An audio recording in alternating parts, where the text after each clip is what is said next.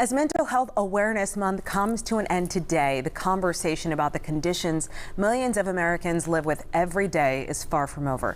That's certainly the case in Shelby County's mental health court.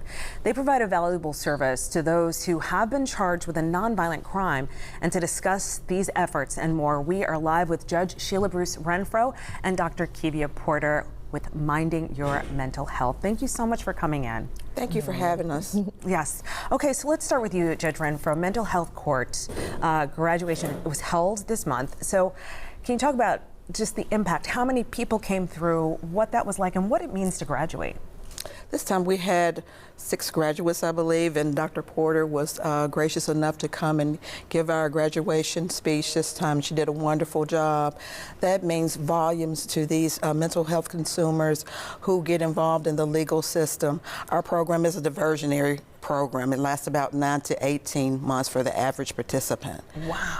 And once they complete the program, their records are expunged and they gain valuable information and tools to help them become productive citizens and avoid reincarceration.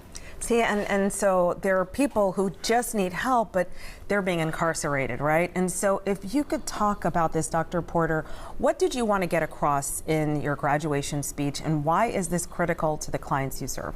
So what I wanted to get across to the graduates was that once you have a mental health illness, you're forever a part of the mental health community.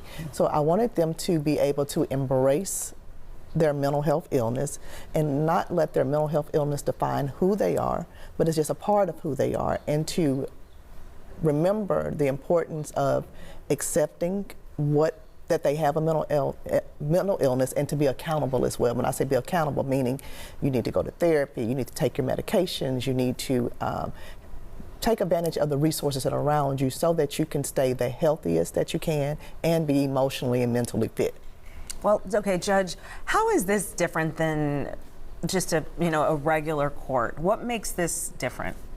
Well, we focus on the participant. It's not a cookie cutter program.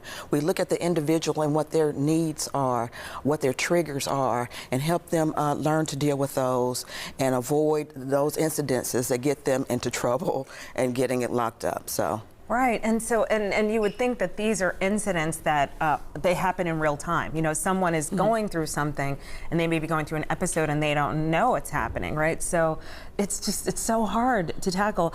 If you could, Dr. Potter, talk about minding your mental health. Okay, what is this? And so Minding Your Mental Health is a private mental health practice where I see patients that have mental health illnesses. Some of the patients I see are patients with bipolar, schizophrenia, anxiety disorders, depression, as well as PTSD.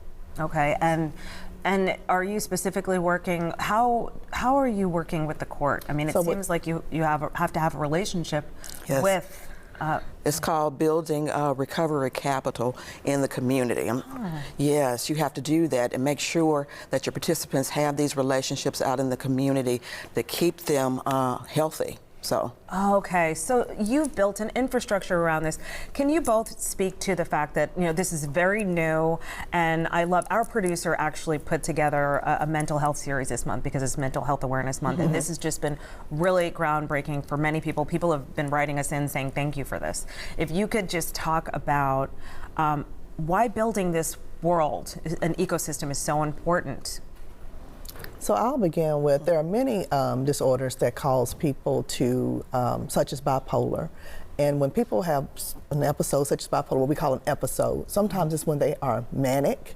And when they're manic, I'll just say, for lack of a word, they're on 10. What does manic mean? I don't. Manic means they're irritable, they're easily angered, they have risky behaviors. Do they know what's happening?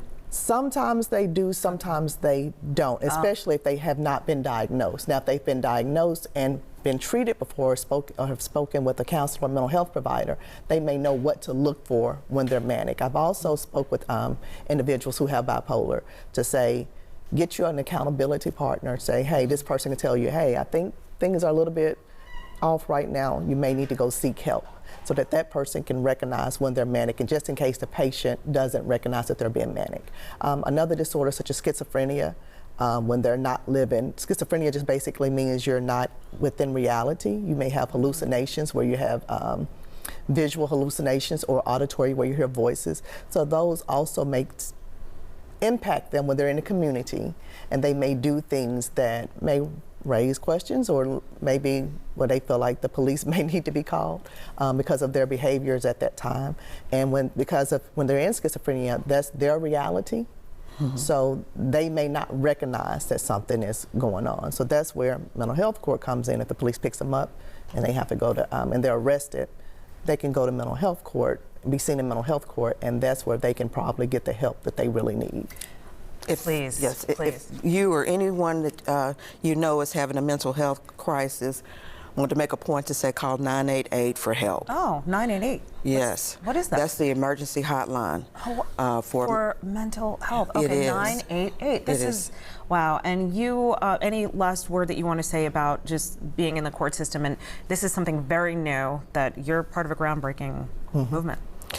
It is, and we're very excited about it. The County Commission has committed to building a mental health facility. We're very excited about it to move more people out of incarceration and back into the community as quickly as possible with the services that they need. They don't need to be incarcerated if all they need is help. So that's what we're trying to do in this community and keep this community growing and healthy and moving forward. All right, Judge, Doctor, thank you so much for joining forces and bringing the community up.